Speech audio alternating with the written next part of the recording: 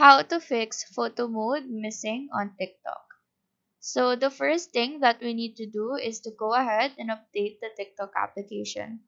So go ahead and open the App Store. In the search bar, type in TikTok.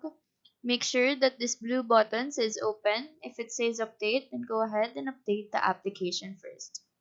After updating, go ahead and open the TikTok application to check the photo mode on your phone. So to do this, click on the plus icon on the center bottom part of this page, just like how you normally post a photo or video.